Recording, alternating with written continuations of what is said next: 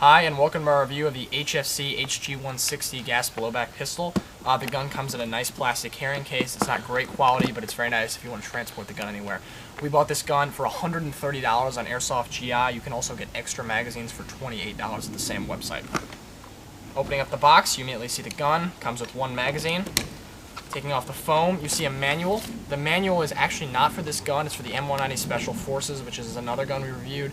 Although because this gun is in the actual 92FS series in the Beretta model, this is helpful information. Then we have a little warning piece of paper and a more specific breakdown diagram for reordering parts. The gun is a clone of the Beretta 8000 Cougar, which is a compact pistol of the 92FS series, and is a better option if you want a smaller pistol with sort of the 92FS and Beretta feel. Let's first take a look at the magazine. It's all metal. It's got a metal base plate for a little bit of extra finger hold. The gas valve cannot be covered up. It's always exposed. To load, you're going to pull the spring down, and then there's a larger recess here for BBs. You can insert them by hand one at a time or use a speed loader while tilting the gun like this. When the BBs reach the hole, you just let it go, and it'll load, and fill it up with gas, put it in the gun, and you're done. Externally, the gun looks very nice. It has a full metal slide. Its other big feature is fully automatic, which we'll talk about in a little while. The only trademarks here are a P, the HFC Spider logo, another Spider logo on the other side, a registered trademark marking, and made in Taiwan. Overall, really not bad at all. The trademarks look pretty good and don't take away from the overall look of the gun. The full metal slide features an ambidextrous safety. On one side, it's got two firing features. As I said, it's got semi-auto at the top. In the middle, you're at full auto. And at the bottom, you're in safe. As with most guns, when the red dot is not covered up, it means the gun is ready to fire. There's an S for safety.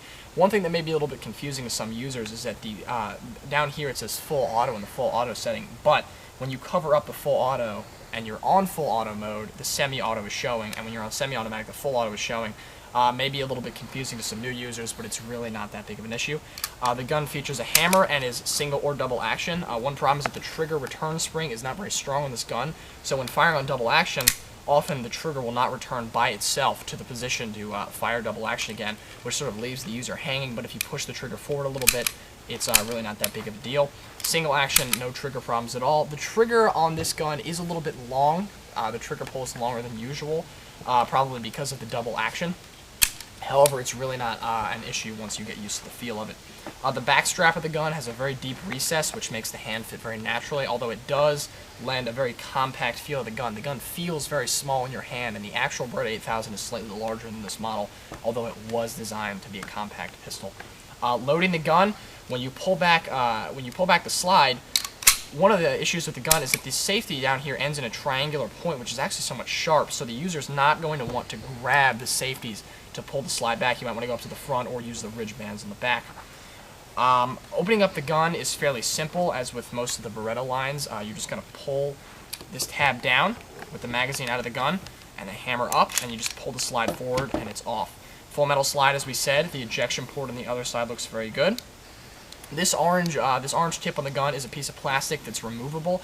If you just pull it a little bit with your finger, it takes a little bit of doing, but it can very easily be removed. And normally we wouldn't recommend taking off the orange tip of an airsoft gun. However, this one is sort of important because it's the only way to get the barrel out. Also, on the real Beretta 8000, the barrel is flush with the front of the slide. Then to remove the return spring, you're just going to pull it forward a little bit, twist it until the little notch comes out, and remove it with the spring. And then you're free to pull the barrel forward of the blowback chamber and just lift it up and out of the gun. The gun features a fixed hop-up as shown here. This is also this is a good way to see that the gun is actually a compact model, fairly short barrel, but it does have pretty good accuracy. The hop-up on ours was dialed in a little bit high, but it's really not an issue, and it also gives us more range than we would expect from a gun this small. Putting it back in, you really just follow the steps in reverse, and then you're going to take your spring, cram it down, swing the tab in here, and just let it naturally fall into the hole in the hop-up. The slide is reassembled, and then you just slide it back on to the gun. Sometimes it gives you a little trouble, but once you've got it lined up, just flip the tab back up and you're good to go. Once the slide is locked back, when the magazine is empty. Slide release is no problem. You're just going to hit the tab down, very similar to the 92FS. One of the great features about this gun is that even though it looks a little bit different, anyone familiar with a 92FS type gun will immediately be able to use this gun with total ease. One thing that we did notice, though, is that you can see down on the bottom of the slide over here, there's a little bit of wear on the metal. And we found out that it's actually from the slide release. The slide release is very flush to the gun. It doesn't get in the way. You're not going to knock it accidentally.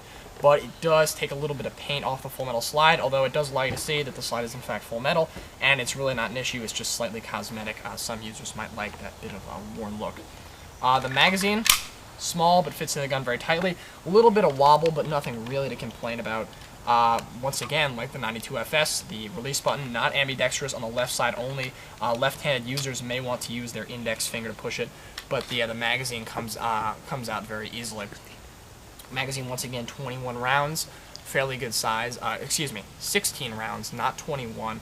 They're available for $28 online, which is a pretty good size.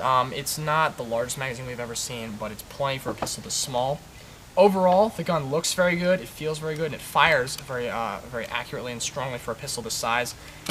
It's a really good addition to your arsenal if you're looking for something a little bit different, but has the sort of native feel of a Beretta 92FS or an M93R.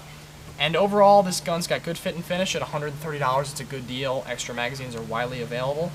So we would recommend this gun for a backup, maybe for a sniper, because of the full auto feature, or even just a last-ditch weapon for somebody in an airsoft skirmish. Thanks for watching.